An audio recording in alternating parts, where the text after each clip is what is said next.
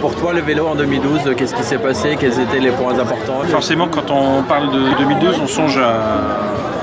On se dit toujours, on cherche un repère, on dit tiens, il y a le Tour de France évidemment. Moi j'ai bien aimé ce tour, pas du tout en ce qui concerne le spectacle qui a été proposé, parce que c'était quand même assez, en tout cas pour la victoire, c'était quand même assez emmerdant, soyons clairs.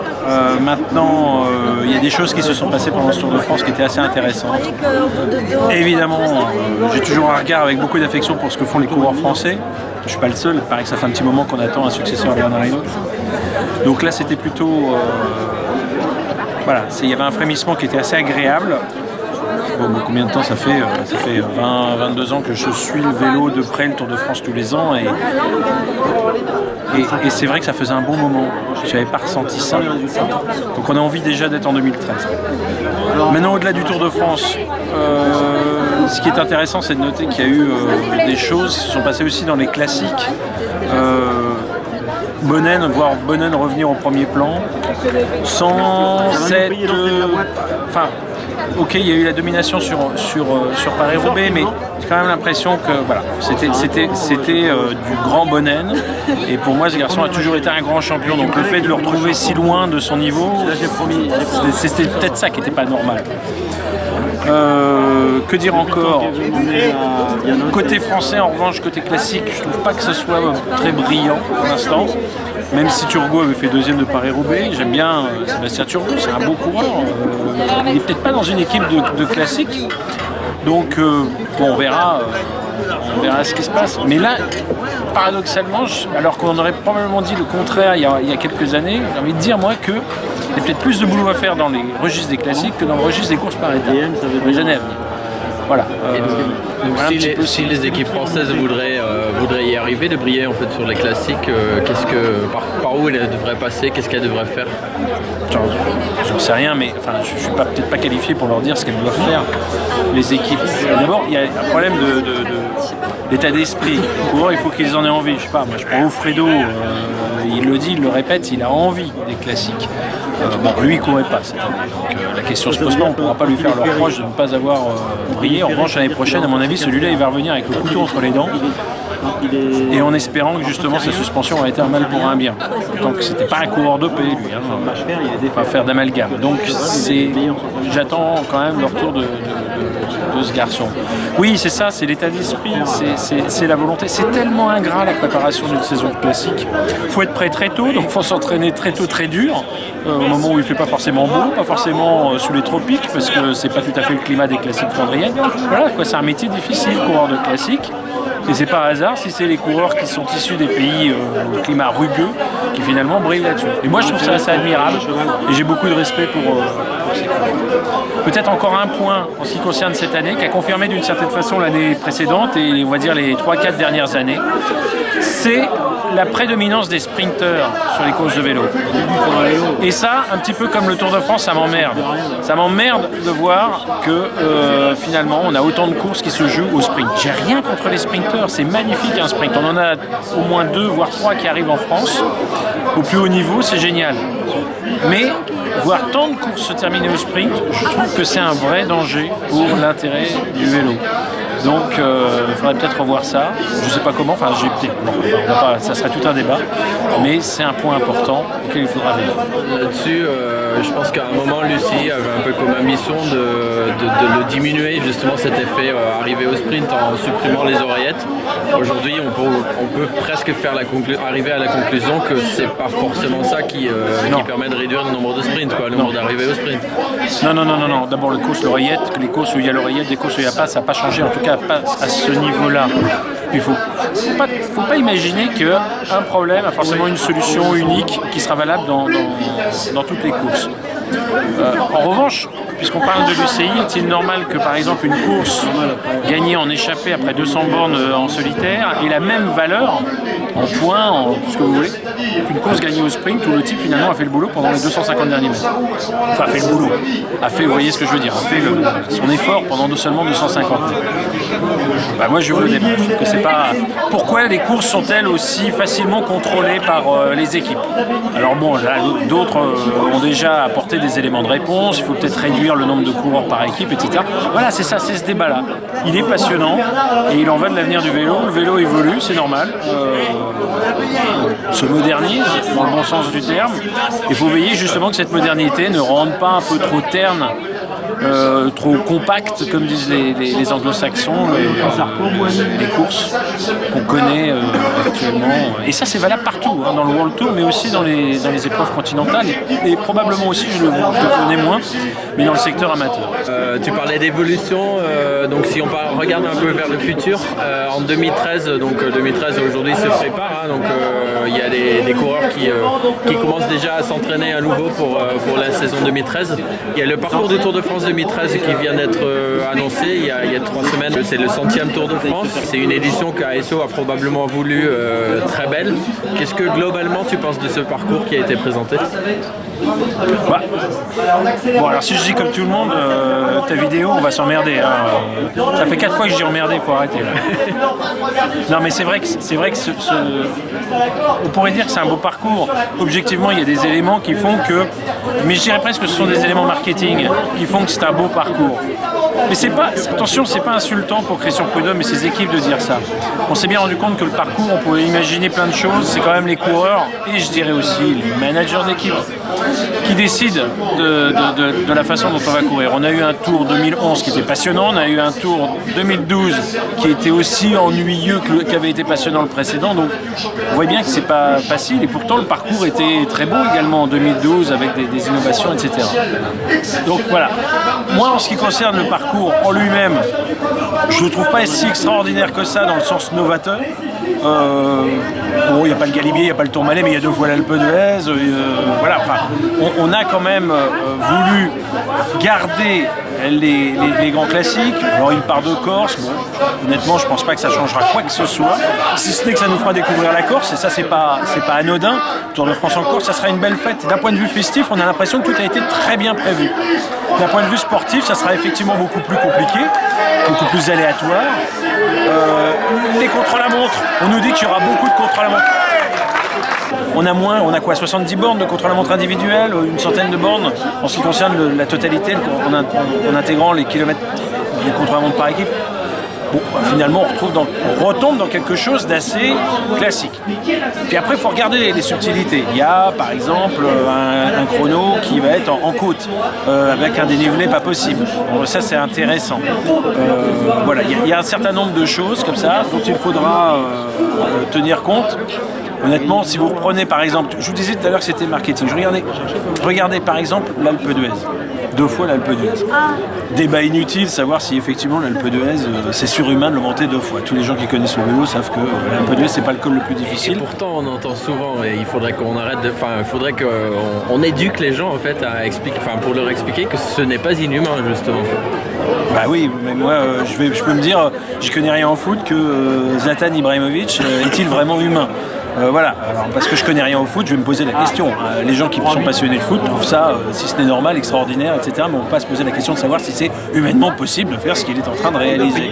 Mais le vélo, c'est un peu la même chose. Quand on connaît, on dit 2 fois l'Alpe d'Huez, finalement, c'est plus facile que de monter le Galibier et l'Alpe d'Huez, comme ça avait été le cas la fois précédente. En termes de dénivelé, c'est moins important, etc. Donc effectivement, il faut tenir compte de ça. Mais on va avoir quoi ce jour-là ? Bon, on risque d'avoir finalement une fois l'Alpe d'Huez estropiée par les coureurs, et puis une autre fois, au deuxième passage, on aura une course en côte passionnante, mais qui se résumera à une course de côte. Donc il faut se méfier. Pour moi, l'étape la plus difficile du Tour, je peux me tromper, je suis qu'un journaliste, et encore, à mon avis, ça sera l'étape du lendemain, l'étape du Grand Bornand. Celle-là, elle est passionnante. Celle-là me paraît dantesque. Il y a quoi, 4 cols à monter, et puis c'est une étape longue, c'est une étape... Bon, voilà, ça s'annonce. J'ai pas révisé depuis les 3 semaines, mais je pense que ça sera une étape décisive. Et tout se finit aux Champs-Élysées, by night. Vous voyez que là encore, on est dans le spectacle, dans le festif. C'est très bien. Mais c'est très bien, je suis sincère. Mais attention, ça suffira pas à faire un beau Tour de France. Il y a quelques autres particularités. Par exemple, il y a le Mont Ventoux qui semblait presque obligatoire, mais quand on regarde cette étape, on dirait presque que effectivement c'était obligatoire pour ASO. C'est une étape qui fait 242 km. Le Mont Ventoux arrive tout à la fin. Qu'est-ce qui va se passer avant cette montée finale? Mais c'est pas non plus complètement, c'est pas forcément stupide de mettre 220 km de plat, enfin mais un peu moins quand même, parce que la Ventoux, même avant le Ventoux, ça monte quand même un peu. Et puis ensuite la montée finale, parce que il y a des courses de fond dans le sport et il y a des courses de sprint. Mais là c'est une course de fond, 242 km avec le Ventoux derrière. Et quand on a fait 200 bornes, pour peu qu'il y ait du vent dans la vallée du Rhône, ça arrive quand même assez fréquemment, on aura une vraie course d'usure. Oui, il ne se passera rien, mais dans quel état seront les équipes au moment d'aborder? Il y a le débat de savoir aussi combien y aura-t-il de coureurs dans chaque équipe. Donc s'il faut faire un travail, les équipiers, jusqu'au pied du Mont Ventoux, et puis ensuite les voir tous exploser rapidement dès les premières pentes à la sortie de Bédouin, eh bien on aura une très belle ascension du Ventoux. Moi ce qui me dérange, c'est pas qu'il y ait un parcours plat avec derrière un seul col, aussi mythique soit-il. Ça peut se concevoir. Ce qui me dérange, ce sont les coureurs ou les managers d'équipe qui disent qu'il y ait un col à gravir ou qu'il y en ait 5. Ça se passe forcément dans le dernier col, voire même dans la dernière partie du dernier col. Ça, c'est insupportable si ce scénario se reproduit trop souvent. Voilà.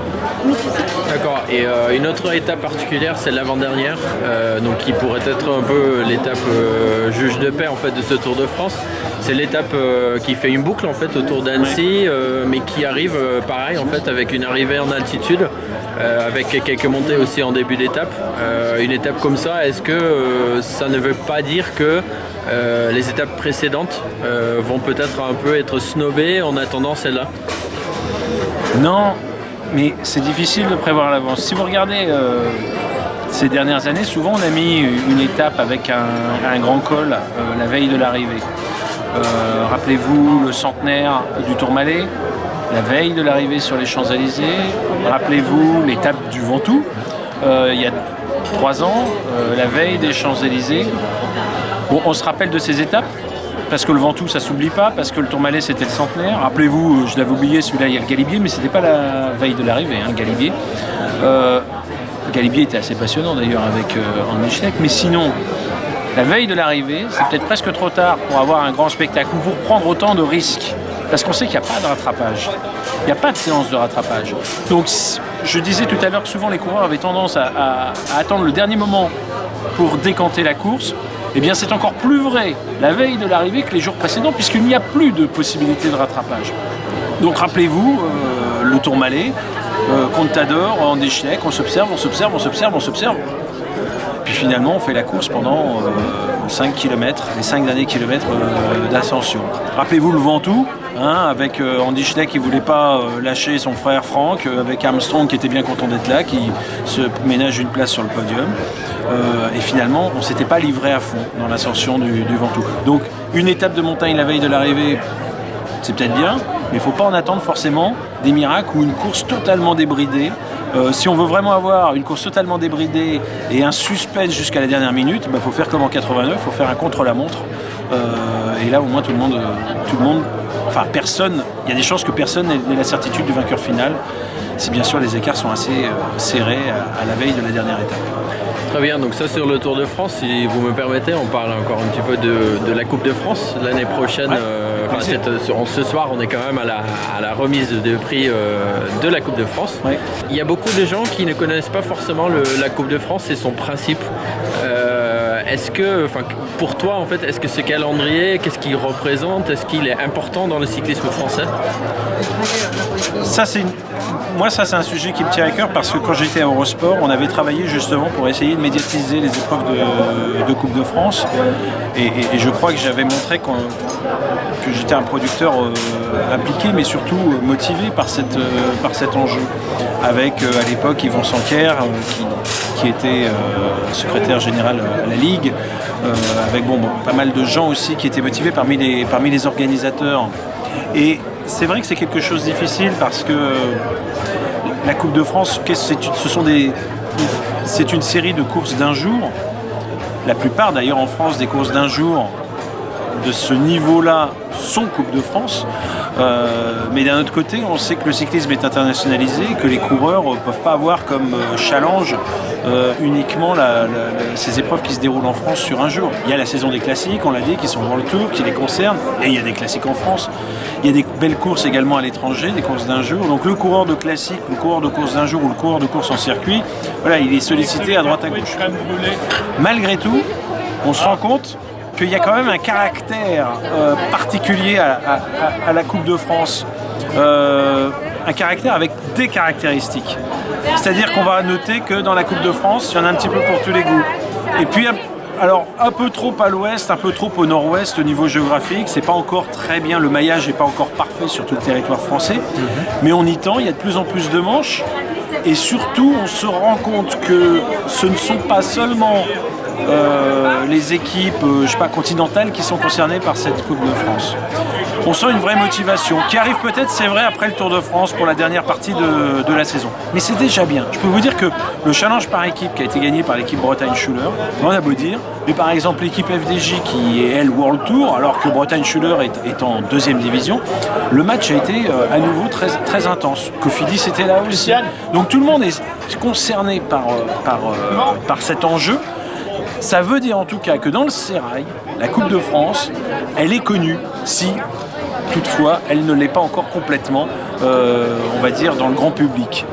Ça fait quoi, 25 ans? Je ne sais même plus l'existence de la Coupe de France, ça commence à faire un 21e édition, voilà. Bon, bah, c'est quand même un sacré bail.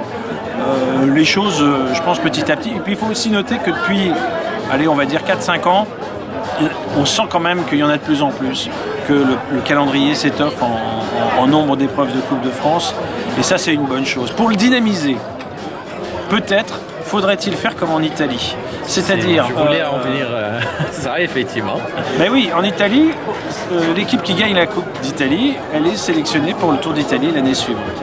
Ben, ce serait une bonne idée de proposer ça, mais je pense que là, à mon avis, ça a déjà été fait, et ça, il faudra encore insister, mais ce serait bien que les organisateurs du Tour de France invitent systématiquement l'équipe qui aura remporté le classement par équipe de la Coupe de France. Je sais qu'on est quand même quelques-uns à trouver cette idée assez séduisante, et ça donnerait évidemment un enjeu supplémentaire à ce challenge. Et justement, en fait, en gros, ça aurait deux objectifs, à la fois rendre le classement par équipe plus important, donc pour les équipes, et aussi pour mieux faire connaître à la limite la Coupe de France au grand public, parce qu'on en parlera à l'occasion du Tour de France. Vous savez, dans un autre domaine, mais c'est toujours du cyclisme, dans la piste, il y avait des règles de qualification pour les Jeux Olympiques, mais qui étaient une usine à gaz. C'était super compliqué. Il y avait plein de façons de se sélectionner, puis on ne se sélectionnait pas forcément soi-même. On pouvait, à travers les points qu'on gagnait, sélectionner un compatriote, etc. Enfin, personne ne comprenait rien à tout ça. Eh bien, l'UCI a décidé de simplifier tout ça en vue de la prochaine Olympiade. Pour que justement ce soit désormais nominatif, que ce soit les Coupes du Monde, les Coupes d'Europe. Il y aura des Coupes d'Europe qui vont qualifier pour les Coupes du Monde, les Coupes du Monde qui vont qualifier les athlètes pour les Jeux Olympiques. Je vous ai dit ça, je vous ai tout dit, c'est très simple. Et bien il faut aussi que sur la route, quand il y a un système de sélection qui n'est pas tout à fait naturel, qui est un petit peu brutal, on l'a vu avec Bretagne-Schuller qui voulait participer au Tour cette année, qui n'a pas pu le faire, eh bien il faut instaurer des règles, mais surtout des règles simples, compréhensibles par le grand public et bien sûr par les principaux acteurs. Voilà. Vous avez encore un petit mot à rajouter sur le cyclisme en 2013 où on a fait le tour? Le cyclisme en 2013, j'espère qu'il va tenir compte de ce qui s'est passé cet hiver, parce que c'est pas anodin, parce que la vérité éclate au grand jour, parce que c'est toujours bon quand la vérité est connue, c'est mieux que de rester dans le mensonge et l'hypocrisie. Tout ça pour dire qu'effectivement, tout ce qu'on n'a pas fait, tout ce que le monde du vélo n'a pas fait en 98, s'il le fait maintenant, c'est très tard. Mais s'il le fait maintenant, c'est toujours mieux que d'attendre encore davantage. Donc profitons de cette opportunité et puis faisons-le ensemble. C'est-à-dire pas, puisque tout le monde est soi-disant responsable, et je veux bien, moi aussi, comme les journalistes, et comme les médias, comme les annonceurs, etc., tout le monde a sa part de responsabilité dans la situation actuelle. Les coureurs aussi, eh bien écoutons tout le monde. Et écoutons aussi les coureurs qui ont certainement quelque chose à dire. Je voulais en fait terminer, mais justement en parlant d'écouter, on peut peut-être parler de l'actualité de cette semaine où Lucie a ouvert une sorte de hotline pour les coureurs pour parler de dopage. Mais qu'est-ce que vous pensez de cette idée-là? Il faut dire absolument ce qu'on pense. Oui. Je pense que si un coureur a envie de parler, il n'a pas besoin qu'on lui mette une hotline. Si vraiment il a envie de se confier, il aura toujours la possibilité de trouver un interlocuteur à l'UCI. Il n'a pas besoin qu'on lui mette un numéro vert ou je ne sais pas quoi. On parlait parfois des arguments marketing que l'on a dans ce sport, bah ça me paraît être un peu du marketing, mais, ou alors j'espère, parce que si c'est du désarroi, c'est un petit peu dommage. Bon, j'adhère pas au truc, mais Pat McQuaid a visiblement envie de faire bouger les choses. Alors il a pris une initiative là un peu rapide, de toute façon on lui demande d'agir rapidement. Il y aura d'autres décisions qui vont être prises. C'est la raison pour laquelle je disais qu'il faut absolument que tout le monde parle, tout le monde s'exprime et les coureurs aussi, qu'on ne décide pas à leur place, parce que tout le monde a de bonnes idées. Enfin, il y a de bonnes idées à prendre plus exactement dans tous les secteurs de ce sport. Alors agissons comme ça et on oubliera rapidement ce petit artifice. Donc on est au tout début de ces changements et on va espérer que ça ira au mieux. Il n'y a pas de raison. Il n'y a pas de raison. Le vélo va mieux. Il ne faut pas oublier, quand on parle des histoires, on parle souvent d'histoires qui sont déjà anciennes, on apprend toujours avec un temps de retard. Ce qui est intéressant, c'est le présent. Armstrong, on s'en fout. Enfin, on s'en fout. C'est dommage, c'est regrettable. Moi, j'ai de la peine pour ceux qui croyaient dans ce coureur. Mais aujourd'hui, il y a des choses encore qu'il faut régler dans le présent, dans le cyclisme. Oui, il y a encore du dopage. Oui, il y a encore des tricheurs. Moins qu'avant. On en est sûr. Et tous les gens qui vont sur votre site, je le sais, l'imaginent parfaitement. Mais il faut arrêter de ne pas vouloir voir la part, cette part qui est dans l'ombre. Il faut oser dire, oui, qu'il y a encore des équipes qui trichent parce qu'elles sont de moins en moins nombreuses. Raison de plus pour les foutre dehors. Merci beaucoup. Merci Thomas.